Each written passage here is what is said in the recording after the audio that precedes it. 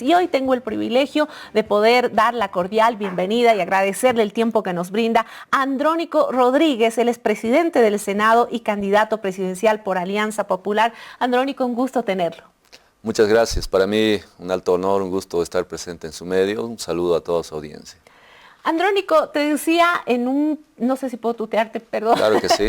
En un principio, se te ha unido muchísimo a la imagen de Evo Morales y en todas las entrevistas en las que has salido pareces el representante de Evo y además el que debe saber toda su biografía, pero en realidad hoy queremos hacer una entrevista distinta, hoy queremos conocerte a ti, conocer tus batallas, conocer tu trayectoria, conocer al ser humano que hay detrás de una cara que puede estar como presidente del Senado, en tu caso, algunos como candidatos de oposición y demás. Hay tanta mezcolanza en este tiempo electoral que es tan complicado. Así que queremos hablar un poquito de estos inicios de tu vida. Hablamos de tu entorno familiar, de tus padres, cómo ha sido tu crianza, tu niñez. Tal vez podemos hacer un pequeño resumen porque esto es parte también de lo que interesa. Al final y al cabo, en el lugar en el que uno esté, los valores y los principios es lo que va a contar, más allá de una ideología. Sí, así es. Bueno, los medios muy incisivos algunos por el tema de la relación con el Evo, cómo está la comunicación, cómo está la relación. Pero bueno, me parece muy importante un poco pasar la página y por supuesto también hablar un poco de mí, de mi infancia, de mi adolescencia. Y ahora me encuentro acá en una carrera electoral muy complicada, muy difícil sin duda. Pero bueno, estamos encaminando este gran reto, esta gran responsabilidad. Yo desde muy niño soy muy inquieto, la verdad, muy inquieto desde, bueno, yo recuerdo primero, segundo básico en la escuela. Yo inicié en la escuela en una comunidad muy pequeña, una comunidad muy pobre. Teníamos un profesor que enseñaba solamente en quechua, 3 cursos, primero, segundo y tercero, no había más. A los 3 cursos manejaba el profesor, entraba a otro curso, volvía a mi curso, después iba al otro curso y venía en bicicleta, a veces a pie, llegaba un poco tarde, era una distancia lejana de la carretera. Bueno, teníamos la costumbre de estar yo por lo menos 2 años con un solo profesor que enseñaba en quechua, ¿no? Yo hasta los 6, 7 años soy de lengua materna quechua. Bueno, como ya no había más de segundo, terminé segundo de primaria y justo para el siguiente año se anuló el curso tercero, y el profesor también tenía problemas de salario, no podía venir más, es decir, estábamos condenados a que la escuelita se cierre. Entonces tuve que irme a otro colegio, a curso tercero, 1 año. De ahí ya hemos migrado al trópico de Cochabamba, al municipio de Entre Ríos, provincia de Carrasco. Ahí terminé de cuarto de primaria hasta bachillerato, ¿no? Entonces, muy inquieto siempre desde muy niño, muy adolescente. Precisamente a los 10, 11 años, 12 años, me encantaba ir a tocar con guitarra a la iglesia, ¿no? Mira. A la iglesia católica, después a la iglesia evangélica, todo. No importaba la iglesia, la cosa era tocar. Sí, tocar, cantar, era realmente mi intención, ir a compartir con los niños, ¿no? Entre compañeros. Pasábamos momentos muy interesantes, yo digo, una experiencia muy singular en ese tiempo, en ese momento de los 10, 11, 12 años. Bueno, ya después en el colegio también muy inquieto, siempre haciendo renegar a mis profesores. De buena manera, yo diría, tampoco era un mal estudiante, ni excelente estudiante que digamos era responsable con mis estudios. Y bueno, con mis compañeros, en fin, hacíamos actividades grupales permanentemente, en tema de deporte. Yo era a los 12, 13, 14 años, recuerdo más o menos, empecé a tomar esta tabla skates, con eso andaba como transporte. No era mucha distancia de mi casa a mi colegio, unos 2, 3 kilómetros. En eso iba hasta el colegio. Y bueno, todos por mi atrás los niños y cuando les prestaba la tabla de skate, ¿no? Se subían encima, se caían, todo un problema, hacían llamar a mis padres. Bueno, dejaba el skate, nos dedicábamos a pintar, porque teníamos cada cuadro por 4 o 5 estudiantes, pintar los escudos, las banderas de cada departamento, otras iniciativas y creatividad que teníamos para pintar. Empezamos a pintar las paredes que nos designaban los profesores y bueno, me dediqué muchísimo al tema de la pintura en esos momentos. Ya más adolescente, 14, 15 años, muy dedicado a la protección de animales y también a la forestación y deforestación, porque teníamos una materia agropecuaria. Qué lindo. Entonces, bueno, allá es bastante, por lo menos en el trópico es todo verde, ¿no? Es bastante la forestación, deforestación, las plantas, en fin, era muy interesante. Yo tenía la inquietud desde ese momento de estudiar ingeniería agropecuaria precisamente. Entonces, yo del colegio me llevé algunas plantas de madera, cerebó, y otras plantas que teníamos de sobra. Yo le pedí al profesor si me podía vender o me podía regalar para llevarme. Llevé al chaco de mi padre, lo planté hasta ahora, desde ese momento ya bastante grande y bastante grueso, ya prácticamente la madera, y es básicamente la madera que se ha explotado muchísimo en su momento, y obviamente la concientización ha sido muy fuerte con algunos programas en toda la región del trópico para la forestación y deforestación. Entonces tengo como 3 hectáreas básicamente de plantas forestales. Hasta ahora está muy cuidado. Entonces, bueno, de ahí me dediqué a la radio. Uy, con razón, ya decía esa voz, no podíamos desaprovecharla. Sí, me dediqué a la radio yo creo que, claro, de niño empecé a cambiar de voz y inmediatamente mi intención ha sido siempre compartir en el micrófono con la música, con la audiencia. Entonces fui a una radio muy cercano de mi población y ahí prácticamente empecé desde el colegio, terminando colegio, ya en la universidad en Cochabamba igualmente. Y bueno, eso creo que me ha dado también cierta palestra para empezar a hablar ante el público, porque no es sencillo hablar ante los micrófonos y ante la gente. Ya en la universidad dediqué efectivamente los 4 años a la carrera de Ciencia Política, a la vez a la radio. Ya terminando mis estudios me dediqué a la dirigencia de la juventud universitaria, posteriormente a la vida sindical y de ahí rápidamente a la vida política, ¿no? Entonces, este interín de 2012 a 2015 fue un momento decisivo para mí como dirigente joven, universitario, sindical, y 2016 me eligen como ejecutivo de la Federación ya de Mayores, y 2018 como vicepresidente de las 6 federaciones. Es como que del colegio a la universidad, de la universidad a la dirigencia de universitaria, de ahí sindical y automáticamente como candidato. Bueno, un año, el 2013-14, trabajé en un proyecto de agregados en la región del trópico, de ahí directamente a la dirigencia sindical. Entonces así de rápido pasó mi trayectoria política y sindical, y bueno, estoy ahora acá cumpliendo los 5 años como senador y presidente del Senado y asumiendo este gran reto, ¿no? Bueno, es largo para comentar de mi infancia, adolescencia y la vida universitaria y sindical, pero bueno, en resumen, son momentos que pasaron singulares, yo diría, ¿no? Experiencias únicas. Yo siempre recuerdo las recomendaciones de mi madre, de mi padre, al menos quien siempre nos ha inculcado el respeto y la humildad ante todo. Y bueno, con estos pasos y pasajes de la vida y por supuesto las virtudes que uno debe tener presente siempre, me inculcaba eso mi padre: paciencia. Si te metes a la vida sindical y política, paciencia, humildad ante todo y respeto. Bueno, así estamos ahora asumiendo esta gran responsabilidad y reto de ser candidato, que no es para nada fácil, sin duda. No, de seguro que sí.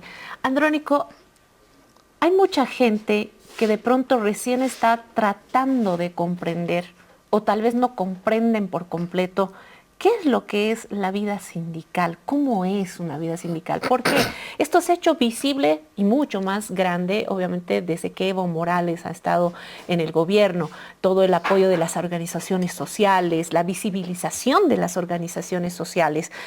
Parece que todavía la vieja escuela política no lo ha terminado de entender. Hemos visto y vemos los partidos y alianzas que se presentan en cuanto al tema de la derecha, vamos a hablarlo así, que no tienen este constructo social, este apoyo sindical que de alguna manera tú sí lo tienes. ¿Por qué? Porque lo has vivido, como me dices, desde muy jovencito. Es como que hay personas en la vida que se adelantan pasos, ¿no es cierto? Y creo que estás en eso. Entonces, tal vez sería súper interesante poderle conversar hoy día a la gente y contarle qué es estar en una vida sindical, porque en el momento en que yo te veo en varias entrevistas y te preguntan cosas que en otras personas serían como decisiones, sí, yo voy a hacer esto, yo voy a hacer lo otro, tú siempre estás, hay que consultar, voy a hablar, siempre estás como relegado y a veces la gente dice, pero ¿qué pasa? O sea, ¿por qué no puede él decidir? Y creo que es por tu formación. Sí, sí, precisamente porque nuestro país es tan diverso y disperso y en política las cosas funcionan de la manera que todos sabemos, acción-reacción, ¿no? Si la gente reacciona, recién el gobierno empieza a accionar, empieza a responder. Hay movilizaciones, hay protestas, hay bloqueos, recién empezamos a movilizarnos. Si no hay diálogo, si no hay conversación, si no hay acuerdo entre partes, no es posible avanzar. Y en algún momento un gran escritor, René Zabaleta Mercado, decía, Bolivia es una sociedad abigarrada. El político que no entiende, que no tenga una lectura real de la sociedad boliviana, de la realidad social boliviana, no va a tener éxito, ¿no? Y por tanto yo tenía pues la gran oportunidad de conocer el 2019 y 20 recorriendo a los más recónditos de nuestro país, lugares muy lejanos, tan diverso y disperso. El trópico de Cochabamba, por ejemplo, yo creo que es el crisol de la bolivianidad. Del lado de Villatunari hay bastante gente del lado de las provincias de Cochabamba, de Oruro, de Potosí, básicamente, de Chuquisaca, más al centro, Chinaota, Chimoré, hay mucha gente incluso del Chaco, de La Paz, y más cercano a Santa Cruz, de Beni Pando, de las diferentes provincias, o sea, casi de los 9 departamentos están en esta zona geográfica del trópico. Y a partir del año 1985, claro, cuando aplican el 21060, la relocalización masiva de mineros de diferentes socavones empiezan a migrar a diferentes municipios, más aún a la región del trópico, con esa experiencia de inculcar su experiencia sindical, precisamente su vida sindical. Y bueno, allá se empieza a estructurar con tanta facilidad el sindicato central, federación y coordinadora de las 6 federaciones. Desde mi punto de vista es disciplina sindical, muchos lo consideran como dictadura sindical, ¿no? En un sindicato son 90 afiliados, de los 90 tienen que tomar decisión, si son 85 o 90 es mayoría y todos tienen que asumir esa responsabilidad. Siempre se discute el tema de caminos, producción en el sindicato. En la escuela, en el colegio, ¿qué falta? Si falta algún techo, falta la puerta, la muralla, no sé, bueno, se discute, bueno, entonces aportes, se aportan. ¿Qué falta para la posta de salud? Falta un médico, entonces aportémonos para contratar algún médico general. Entonces, ¿qué falta para camino? Falta, no sé, 5 o 6 kilómetros de apertura. Bueno, vamos todos a abrir el camino. Entonces, el que no va, efectivamente, sanción o multa. Entonces, son temas más básicos, cotidianos, que requiere el sindicato. Sindicato-Estado prácticamente es, ¿no? El propio sindicato, los propios afiliados del sindicato son los que resuelven sus problemas internos y las necesidades que tienen, sin duda. Entonces, yo ahí, obviamente, asumí esta responsabilidad de manera voluntaria de apoyar y ayudar. Muchos de nuestros hermanos ahí no podían escribir de repente en el acta, yo me prestaba a ayudar a escribir en el libro de actas, todo lo que se discutía, se debatía en la reunión del sindicato. Bueno, de ahí me eligen prácticamente como miembro de la directiva del sindicato. Rápidamente pasa el año y enseguida me eligen como candidato a secretario general de una central, ¿no? Muy joven, la verdad. En la práctica ya algunos dirigentes decían, para ser dirigente necesariamente tienes que tener 40 años, para ser central 50, para ser ejecutivo de una federación tiene que ser mayor de edad, no puede ser joven. Y bueno, eso con toda y justa razón también, porque más antes había en la región del Trópico de Cochabamba ONGs, guapas, fundaciones diferentes, desarrollo alternativo, en fin, y muchos jóvenes se dice que por alguna prebenda fácilmente se inclinaban a la decisión de ellos y no a los intereses de las bases. Entonces, un dirigente mayor no va a ser fácil quebrantar a través de la prebenda, en fin. Se discutía de esa manera y por tanto no se permitía mucho la incursión de los jóvenes en la vida sindical. Bueno, ha sido una gran excepción en mi caso, precisamente también por mi compromiso, por mi participación en los hechos en el sindicato, pero también por mi orientación y discurso, creo. Yo desde el sindicato orientaba a los compañeros, mejor hagamos de esta manera, planteemos a la central, después a la federación. Bueno, ha sido importante para mí pasar esta vida en el sindicato primeramente, después central, de la central automáticamente como candidato a la federación, y en la federación en toda la historia, desde la creación de fundación de mi federación, Agropecuaria Intercultural Mamoré Bulo Bulo. Creo que como ejecutivo, el más joven en esa época, 2016, me eligen como ejecutivo. Y bueno, 2018 de repente aparecí ahí tomando juramento entre los 6 ejecutivos y al lado del expresidente Evo Morales como vicepresidente de las 6 federaciones. Entonces, 18, 19 compartimos de manera muy cercana. Llega 2019, problemas políticos, después 2020. Y bueno, elecciones, senador, y ahora estoy cumpliendo esta gestión de los 5 años, ¿no? Cuando tú decides ir por esta opción tercera dentro del bloque popular, porque eso es lo que ha pasado, ha habido una división tan grande, tú te presentas como esta tercera opción para la gente. ¿Cuál ha sido la mayor premisa, la más grande que te ha movido a decir, ok, voy? Porque has debido tener miles de voces en contra, es más, muchos adjetivos todavía tienes ahí dentro tuyo, así que queremos conocer obviamente qué es lo que te ha motivado.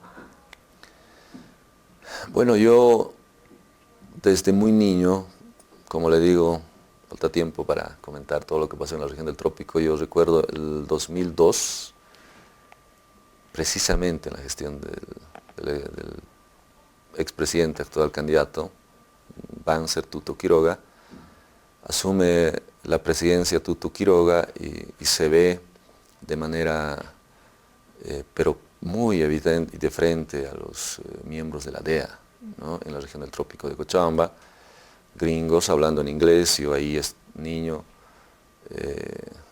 y los militares y policías al mando de los gringos, ¿no? Entraban a las escuelas pateando puertas, entraban a las casas sin pedir permiso, pateando puertas, fumando su cigarro, los gringos llenos de seguridad obviamente, seguramente los que comandaban en ese momento, nosotros niños no sabíamos qué está pasando, parecía películas de guerra de Van Damme o de Rambo que en ese momento mirábamos los niños, helicópteros por los aires, por la carretera, movilidades militares, policiales, todos los días. La inestabilidad era impresionante. Nosotros pasábamos clases lunes, martes, miércoles. Jueves, viernes los profesores se iban a marchar, movilizaciones, un día no había clases. Entonces, tanta inestabilidad y por supuesto la gente en el trópico hablaba, discutía por el tema de la soberanía, la injerencia de las fuerzas externas a nuestra soberanía. Hablaban de tierra y territorio, el respeto a la hoja de coca en su estado natural. Se discutía tantas cosas que no se sacaba conclusiones, se mandaba como peticiones y demandas o pliego petitorio al gobierno, nunca se escuchaba.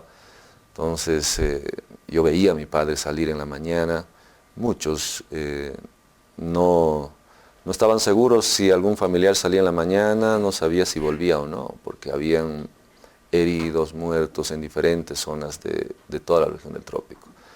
Entonces hemos vivido ese momento tan trágico de la historia, crecimos nosotros de niños en esa época, ya después jóvenes en el tiempo del gobierno del MAS y PSP, y bueno, se ha logrado construir con tanto esfuerzo, ¿no? Con tanto esfuerzo, con tanto sacrificio, la unidad del campo popular a nivel trópico y a nivel nacional, y bueno, hemos vivido nosotros una plena estabilidad 2009 a 2019. De ahí la inestabilidad empezó obviamente a tocar las puertas para que nosotros empecemos a salir ya como jóvenes. El 2019 yo empecé a salir ya como dirigente.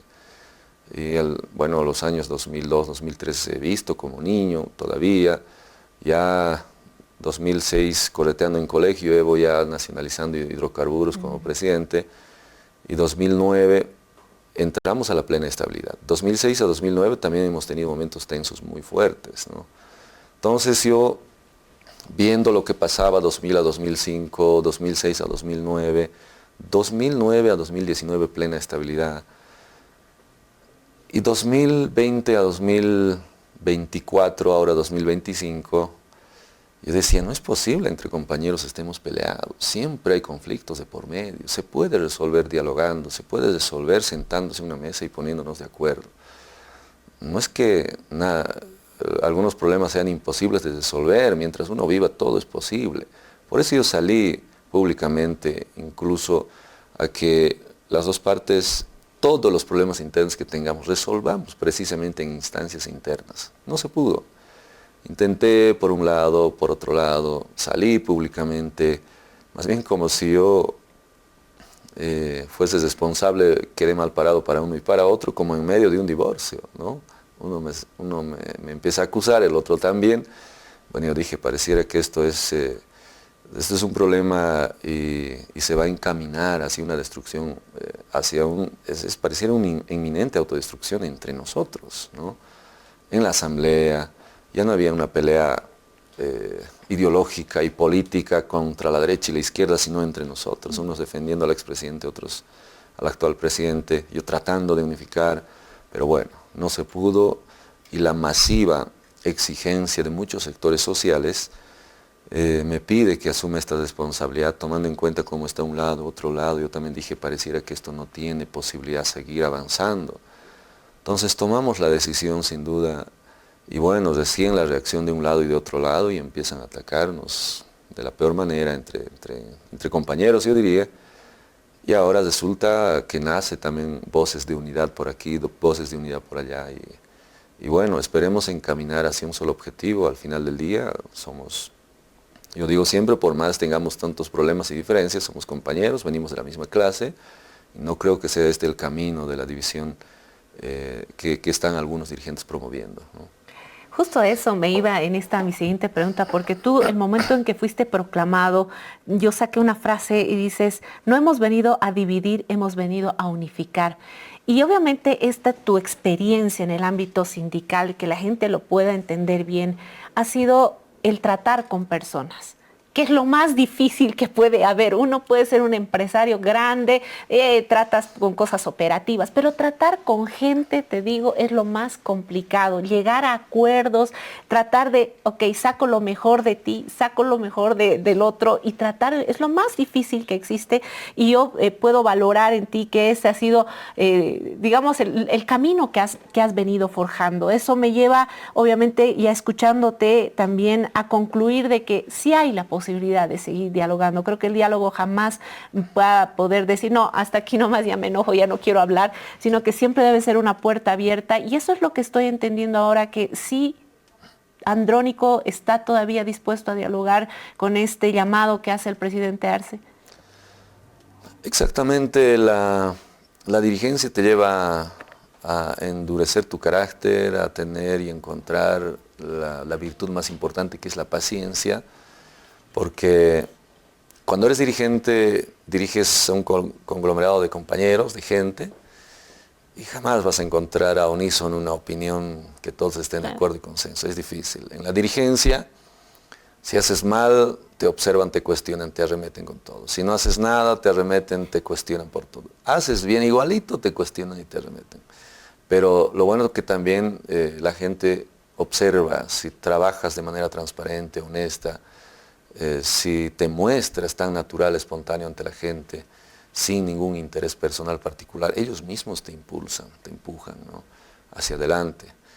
Lo que yo hice, por ejemplo, en la asamblea, la importancia del diálogo, mire, que es tan importante, no es precisamente lo que aprendí en la universidad, sino en el sindicato, ¿no? Uno puede ser experto en alguna área, puede tener 2, 3, 4 títulos, hasta doctorado, como dices, empresario, en fin, pero si no tienes la capacidad y la virtud de tener la paciencia, escuchar, dialogar, poner en mesa, por más sea diferencias ideológicas y políticas, cuando se trata de intereses comunes, de intereses por el país, yo siempre digo, vamos al diálogo, tenemos que sentarnos. Entonces teníamos, por ejemplo, en el Senado, compañeros nuestros que decían, yo no puedo sentarme con la derecha, no me puedo dar la mano. Y los de la derecha decían lo mismo, yo no me voy a sentar con un masista, ¿cómo es posible? Y yo estoy sentado ahí, obviamente, con las tres fuerzas, la directiva, ¿no? Somos parte del MAS, de Comunidad Ciudadana, y creemos. Entonces, por eso yo dije bien claro, algunos que pedían palabra, me dicen, compañero, mis propios compañeros me decían, tú estás dando más palabra a la derecha, no es posible, y la derecha dice esto. Mis propios compañeros. Y yo dije, hemos venido aquí a escucharnos, no vamos a cortar palabra absolutamente a nadie. Si tenemos que estar todo el día, toda la noche, vamos a extendernos, ¿no? Porque aquí hemos venido finalmente a eso, a trabajar, no hemos venido a darnos la palabra y cortar a unos y termina, pare de contar y vámonos. O sea, tenemos que escucharnos todo el día dando palabra a todos y al final sacamos la conclusión y terminamos sin ningún inconveniente, ¿no? Entonces, eso ha sido muy importante, sin duda, el diálogo. Ahora se está obviamente convocando al diálogo, por un lado, del lado del gobierno, también expresan la unidad del otro lado, y nosotros también ya en varias oportunidades dijimos que unidad sí, en torno a un proyecto por el país, ¿no? Por la patria, que en este momento no estamos para seguir confrontando, seguir movilizaciones por aquí, por allá, que la gente en una situación tan delicada económicamente quiere paz social, quiere diálogo, quiere que el país avance, quiere que sus instituciones y sus políticos precisamente se entiendan, ¿no?, se comprendan. Es inaceptable hacer acuerdos y pactos por temas personales y grupales, pero por más diferentes tendencias ideológicas y políticas, si nos ponemos de acuerdo por intereses comunes, por intereses nacionales, por el país, la gente aplaude, sin duda. Porque si nos vamos a cesar o encedar en nuestras posiciones, no vamos a poder avanzar de ninguna manera. Entonces, por eso, ahora estando en un proceso electoral y una carrera electoral, por supuesto que la unidad que se discuta de manera sincera, responsable y seria, bienvenida, ¿no? Nosotros y en varias oportunidades hemos exigido eso precisamente de los candidatos que son, bueno, de diferentes sectores o organizaciones políticas de izquierda, básicamente, ¿no? Ahora vamos a entrar a un campo que obviamente tú manejas muy bien, y es el campo político, el campo de ideologías. ¿Tú crees que en Bolivia se está gestando una nueva forma de llevar adelante el socialismo? Sé que existe el socialismo del siglo XX, donde hay muchas cosas que antes eran demasiado radicales, ahora como que se han aplacado. Y yo la verdad no creo que el equilibrar las cosas sea o demuestre tibieza, lo que a veces critica mucho don Evo Morales. Él te criticaba justo ayer en un post y decía que cómo es posible que tú puedas aceptar que abrirse al mundo, que cómo Bolivia se va a abrir al mundo, que eso es parte de la derecha. Pero creo que se viene incluso con algunas propuestas que he escuchado de Eduardo del Castillo, donde habla y hace críticas a lo que ha estado pasando. Para mí que estamos yendo a otra forma de vivir el socialismo, si es que obviamente salen victoriosos en este tema electoral. Bueno, la política, tanto la izquierda, el término socialismo, son términos que conllevan un concepto polisémico, es decir, tienen diferentes vertientes y debemos adecuarnos de acuerdo al tiempo y a la etapa. Hace 20, 30, 40 años eran necesarias las gigantescas movilizaciones, eran necesarias tener políticos con un temple muy radical, con mucha firmeza. Los tiempos pasan, Los tiempos pasan, nadie es eterno, en su etapa de la infancia era una cosa, cuando era adolescente es otra. Antes de las redes sociales, imagínense, antes de la incursión de las redes sociales era otra, la forma de vida de todos. Ahora es básicamente otra, ¿no? Desde la casa, desde tu hogar puedes resolver muchas cosas con el celular. Antes tenías que salir de la casa, resolver reuniones aquí, reuniones allá. Ahora, antes los mensajes eran a través de cartas, tenías que llevar necesariamente físicamente, dejar la carta aquí y allá. Ahora con un mensaje resuelves todo. En el trópico, recordamos, el vocal tenía que tocar las puertas, y eran 90 afiliados en un sindicato, a los 90, reunión tal día, tal hora, bien, gracias. Reunión tal día, tal hora, bien. Ahora grupo de WhatsApp, ¿no? Ahí pones reunión tal hora, tal día, bueno, el que no vea es su problema, se supone que debe tener su WhatsApp. Entonces todo cambia. Si no tenemos la capacidad de adecuarnos, tener la suficiente capacidad de estar en un país y en un mundo cambiante, tan dinámico, no estamos en la posibilidad de responder a la altura de la exigencia del pueblo, ¿no? Hoy el país, la juventud quiere trabajo, quiere paz social, quiere diálogo, quiere que el país desarrolle de la manera más responsable, con todas las diferencias por medio que se tenga políticamente, pero creo que es necesario empezar a adecuarnos a la exigencia de los nuevos tiempos. Por eso digo yo siempre, los políticos debemos también en algún momento reinventarnos, ¿no? Es fundamental estar a la altura de la exigencia de los nuevos tiempos. Si vamos a aplicar, sigue lo que pasaba más antes, por ejemplo, yo recuerdo 2010, 2011, 2012, juventudes nos organizábamos, nos reuníamos para precisamente tener algún espacio de juventudes en organizaciones mayores o tomar la dirección de la carrera, la decanatura, el rectorado, también la FUL, en fin. Era de una manera tan radical, ¿no? Se organizaban bazucas por aquí, petardos por aquí, y esa batalla de estudiantes uno disfrutaba, pareciera que era normal. Pues estábamos ahí bajando paredes, ahí haciendo graves conflictos y heridas entre compañeros físicamente. La policía venía, la universidad estaba en las calles, no entraba dentro de la universidad porque por autonomía no puedes ingresar. Adentro están rompiéndose y afuera los policías esperando a ver quién sale para detener. Entonces, ahora es otra, ¿no? Eso es otro. Y además estamos hablando de hace 10, 15 años, no es mucho, desde 2008, 9, 10, 11, 12. Entonces, yo creo que es fundamental que se empiece a comprender y asimilar los nuevos tiempos, ¿no? Si tenemos una lectura real de la situación política, hay casi la mitad de votantes jóvenes, hay nuevos actores políticos. Creo que debemos entrar a una nueva dinámica de hacer política sin perder y abandonar, obviamente, nuestros principios básicos, nuestras raíces, ¿no? El tema ahora, en el tema de tu propuesta programática, así rápidamente, porque has visto, yo he querido irme a otros puntos que no se han tocado y creo que es muy importante haberlos conocido y te agradezco mucho la apertura que has tenido con nosotros. Muchos candidatos están ofreciendo medidas de shock, que eso es lo que necesita Bolivia. Y la gente de alguna manera lo entiende y dice, sí, realmente necesitamos, pero yo no sé si realmente estamos poniendo en la balanza que estas medidas de shock pues nos van a complicar a futuro y especialmente a las personas que tienen más necesidad. Andrónico Rodríguez, Alianza Popular, ¿va a tener medidas de shock? No, de ninguna manera. Aplicar una medida de la manera que quede sin efecto, exactamente, una medida de shock, es como decir, bueno, hoy asume la presidencia y mañana devalúa o levanta la subvención.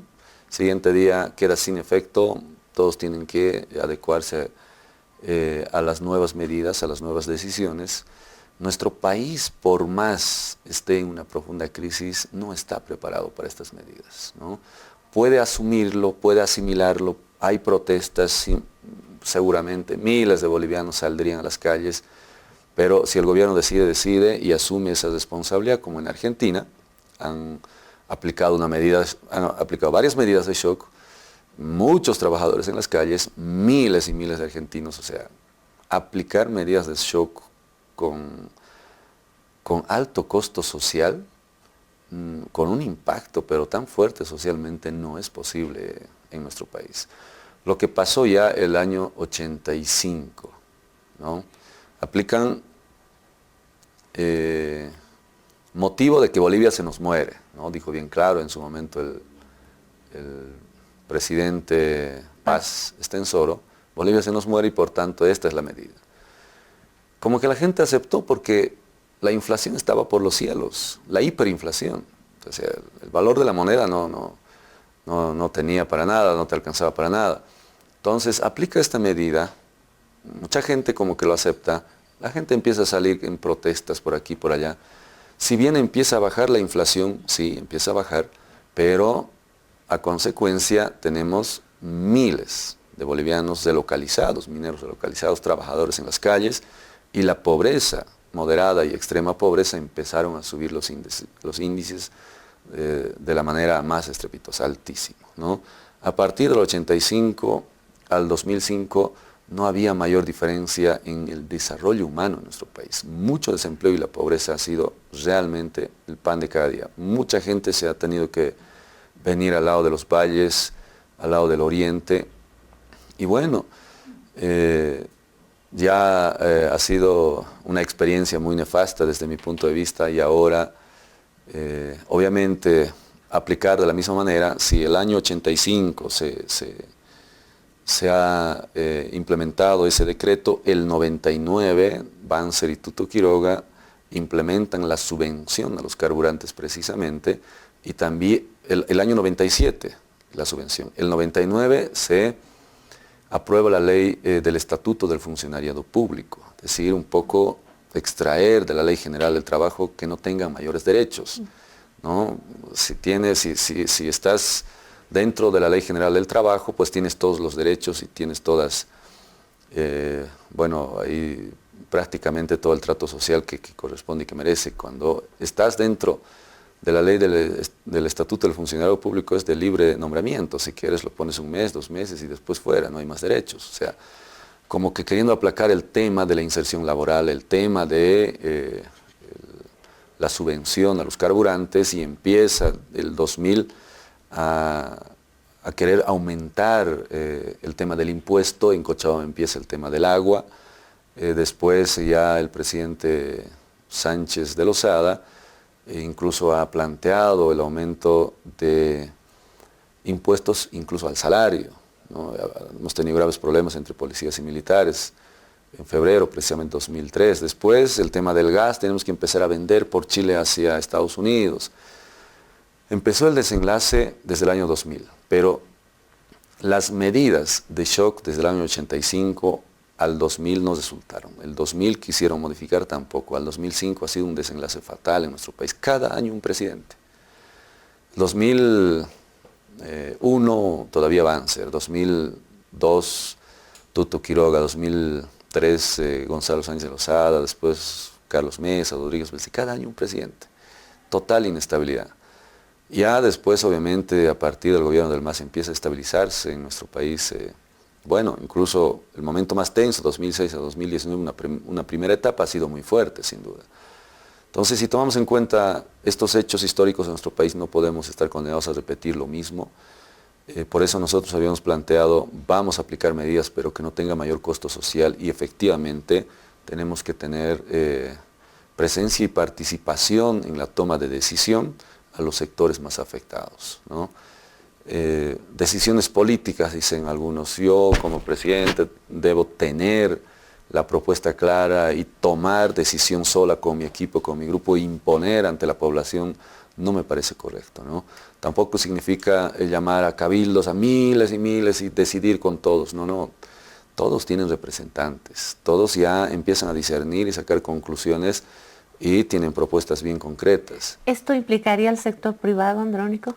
Por supuesto que sí, ¿no? La discusión, el acuerdo pacto productivo, como lo llamamos, o también el diálogo que se debe generar, precisamente tiene que ser con todos los sectores, por supuesto con los privados también. Ya para ir cerrando una entrevista creo distinta, yo quiero entrar un poco ya a la parte más tuya, más de adentro. ¿Qué siente Andrónico Rodríguez al escuchar la palabra traidor?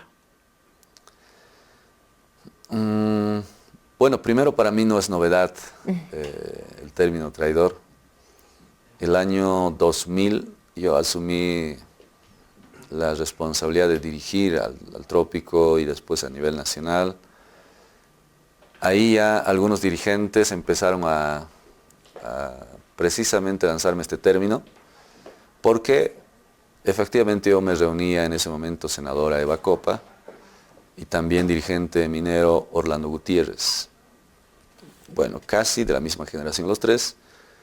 Nos reuníamos a veces desde las 10, 11 de la noche hasta las 4 o 5 de la mañana. ¿Qué hacemos? ¿Cómo movilizamos? Porque todos desaparecieron. Todos. Algunos se han ido a las embajadas, otros se han ido de exilio a otros países, ni siquiera eran perseguidos, otros ya estaban en Argentina, estaban en México, estaban en todo lado. Entonces tomamos la decisión de unificarnos, obviamente desde La Paz. Orlando Gutiérrez, que en paz descanse, falleció lamentablemente, y la presidenta de Senado en su momento, Eva Copa. Yo desde el Trópico, Santa Cruz, Cochabamba, tenía prácticamente la decisión también desde el Trópico de asumir esa responsabilidad de liderar. Entonces yo tomé la iniciativa de reunirnos, juntarnos los tres, como hacemos. Yo vengo al lado de La Paz, sería bueno que Orlando se vaya al lado de los Valles, hermana Eva que se vaya al lado de Santa Cruz. Empezaremos a movilizarnos, en algún momento los tres tenemos que juntarnos y a más jóvenes líderes, vamos por Santa Cruz, vamos por las capitales de todos los departamentos, caminatas por aquí, por ahí, levantemos la moral, el orgullo, la ilusión, la esperanza de nuestra gente, de nuestras bases. Bueno, vamos por aquí, por allá. Y cuando todo ya está empezando a subir, empiezan algunos dirigentes a aparecer, estaban en la clandestinidad, algunos estaban en otros países. Y ahí empiezan directamente a atacarme a mí. Está traidor. Están haciendo su nuevo partido político de nueva generación en contra de los antiguos. Desde ahí empieza el término traidor. Traidor. Bueno, cuando asumí como presidente del Senado un poco calmó, yo empecé efectivamente a generar condiciones de unidad. De ahí me dicen, timorato, tibio, que bueno, somos compañeros, si debemos ser,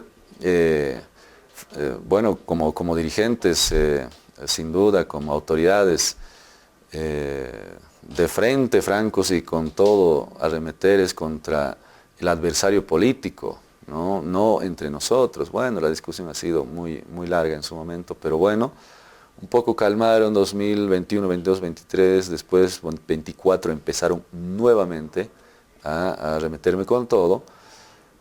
Todavía no era tan visible. Desde el momento que dije acepto ser candidato, ahí estalló todo y empezaron todos a cuestionarme.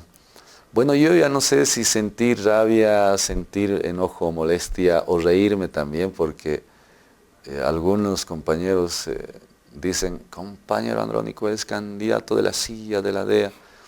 Y nuestros propios compañeros a veces se ríen, digamos, ¿no? ¿Cómo puede? Es de la derecha, es de Marcelo Claure, es del arcismo, es de todo. Es traidor. El traidor más grande del siglo XXI, ponen las resoluciones. El traidor más grande del arce de todos. No, el traidor de Tupac Katari fue tal, creo, del traidor de Zárate Vilca, ahora de Evo Morales. Oiga, muchos discutían quién se aparta del proyecto político del MAS-PCP es traidor, se decía. Después cambiaron, dijeron de que quien se retira del MAS-PCP es traidor. Ahora, quien se aparta de Evo es traidor. Bueno, primero se dijo del proyecto. Pareciera que todos abandonaron desde nuestro máximo líder. Después del MAS-PCP. El MAS-PCP con tanta facilidad nos ha sustraído, yo diría, por decisiones políticas, utilizando la justicia. Saben que es ilegal el Congreso, la directiva, pero bueno, ahí está, con ellos. Y nuestro máximo líder dice, bueno, ya llévenselo, oportunamente nos hemos dado cuenta que está manchado de corrupción, llévenselo al MAS y PSP, se lo regalamos, más bien renuncien a la militancia. Y tampoco nadie renuncia. Hay unos cuantos, bueno, no se ha renunciado al 100%. ¿Tú tampoco? Yo tampoco, efectivamente. Y bueno, entonces, ¿quién traicionó a quién? Yo tampoco abandoné mis raíces, mis principios, de ninguna manera. Bueno, esto es política, lamentablemente uno tiene que saber asumir, sabe a qué se mete uno, es muy dura el escenario político, o el territorio político siempre es un territorio muy hostil, ¿no? Es muy complicado. Por eso se requiere hombres y mujeres con mucha fortaleza y fuerza en la política, de lo contrario casi es imposible. Ahora yo veo, mire que el exministro Lima fue el que propició que la sigla se vaya al otro lado. Ahora él mismo coordina con el levismo para que los candidatos vayan a Morena.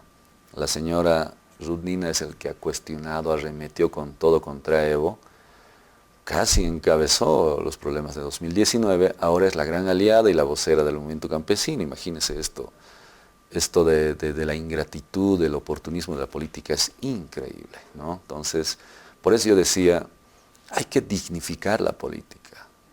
La gente de la calle, la gente, hermanos de a pie, pregunte qué opina del político, de la política, te van a responder de la peor manera, ¿no? Los políticos somos corruptos, maleantes, mentirosos. O sea, se ha devaluado a tal grado que no hay credibilidad de la población precisamente por estas acciones, ¿no? Y esto pasa también en la derecha. Señor Branco Marín Cobija remete contra Tuto, este es el Tuto, y siguiente día aparecen unidos los dos caminando por ahí. Entonces, esa es nuestra realidad de la política, que debemos empezar a generar condiciones de coherencia y consecuencia y, por supuesto, levantar la dignidad de la política como tal. La política es maravillosa, el problema es que los actores lo convertimos en tan difícil y complicado, ¿no? Y tan devaluada ahora, lamentablemente. A modo de agradecerte tu tiempo, sé que tienes una agenda, como todos los candidatos, muy complicada, y por supuesto agradecer a toda nuestra audiencia por haber estado con nosotros. Yo me quiero despedir con esta pregunta para ti, Andrónico. En los momentos más difíciles, ¿cuál es el refugio que tienes? En los momentos más difíciles, ¿el refugio de mí? Tuyos, claro. Bueno, es primero es mi propio yo, diría, ¿no? O sea, mi refugio en mi soledad y mi familia, básicamente, ¿no? Mis padres, mi madre. En los momentos más difíciles a veces yo trato de encontrar para conocerme, porque es muy complicado, yo estoy todos los días con la gente en todo lado, pero llega el momento más complicado y más difícil y trato de encontrar a mí mismo, ¿no? A mí mismo, a ver, no puedo reaccionar al calor del momento, mucha paciencia, y logro encontrar un Andrónico que trate y logre resolver en la soledad y no asumir decisiones radicales por ahí o decisiones apresuradas o al calor del momento, como se dice, ¿no? Entonces yo diría que uno está todos los días con su familia, sus hijos, hermanos, padre, madre, en el trabajo, en todo lado. Entonces a veces uno se refugia a los amigos, al alcohol, a la decepción, a tantas cosas, ¿no? Y yo trato de encontrar en mí mismo una respuesta bien serena, bien tranquila, ¿no? Y posteriormente, obviamente, mi familia, mis padres, mi madre. O a veces yo siempre trato de estar solo en los momentos más complicados. Por ejemplo, el 2019, toda la carga se me venía encima y muchos decían, ahora sí, levantar las armas. Ojalá en este momento, en esta época, en este tiempo, hubiera pasado el Che y hubiéramos levantado las armas con Andrónico. Andrónico no quiere esto. Si yo decidía en ese momento, al calor del momento, yo dije, a ver, primero pensaré yo mismo, ¿no? Mi refugio en mí mismo, empecé a evaluar, a analizar y orienté a la gente también de la manera más responsable, es democracia. es elecciones, no podemos levantar las armas. Apostemos por él. Si somos mayoría, ¿por qué tener miedo? Entonces, pensándolo bien en mí mismo, ¿no? Entonces, si me refugiaría de repente en grupo de amigos o en decisiones colectivas, de repente puedes tomar algunas decisiones equivocadas, de repente también, ¿no? Creo que es importante eso de plantearse a uno mismo sobre la realidad del presente y la decisión del presente, cómo vaya a dar resultados en el siguiente día o en el futuro, ¿no? Entonces eso básicamente yo lo veo muy, muy importante. En mí mismo, el refugio en varios momentos, desde mi adolescencia veo hasta mi vida política, en los momentos más difíciles yo mismo he tenido que tomar decisiones sin mucha intervención de mucha gente, ¿no? Andrónico, muchas gracias nuevamente por haber estado con nosotros. Hemos abierto nuestra casa televisiva y radial a varios candidatos. Creo que es importante esto dentro de la democracia y de verdad te agradezco que hayas tomado en cuenta a nuestra audiencia. Como te decía fuera de cámaras, es tan variada, pero creo que muchos perseguimos el tema de principios y valores, que creo que es lo más importante. Tus palabras finales. Bueno, yo siempre he expresado en varios momentos de que si los políticos supiéramos un poco más de poesía y los poetas un poco más de política, este mundo sería un lugar mejor donde vivir, porque si sabemos de la sensibilidad para entender al pueblo y tenemos la voluntad para trabajar por el pueblo, es posible avanzar, ¿no? Es posible avanzar y sin duda, siempre pidiendo a Dios que nos acompañe en la familia, en nuestro quehacer cotidiano, y algo que yo a veces cuestiono, sí, querida Silvia, llegan momentos difíciles y nos acordamos de Dios. Cuando todo está bien no nos importa, ¿no? Cuando todo está en su auge, en su momento jubiloso, no pasa nada. No, llegan momentos de crisis y empezamos a acordarnos, a rezar y a orar. Bueno, yo creo que siempre, en todo momento, pedir a Dios que nos acompañe, ¿no? Yo soy muy creyente de aquello y por tanto creo en el diálogo, creo en la conversación, en la comprensión, en la paciencia, en los acuerdos por el bien del país. Nuestra familia grande que es Bolivia quiere a sus autoridades, quiere a sus políticos que empiecen a trabajar por el país y no por su grupo o por intereses personales. Por tanto, agradecido y esperemos que este próximo proceso electoral, también con la información objetiva de los medios, de las redes sociales, la gente tome decisiones oportunas y decisiones correctas que vayan a incursionar hacia un destino y hacia un rumbo promisorio que todos los bolivianos y bolivianas estamos esperando en este momento, ¿no? Muchísimas gracias. Gracias a ti. Un abrazo.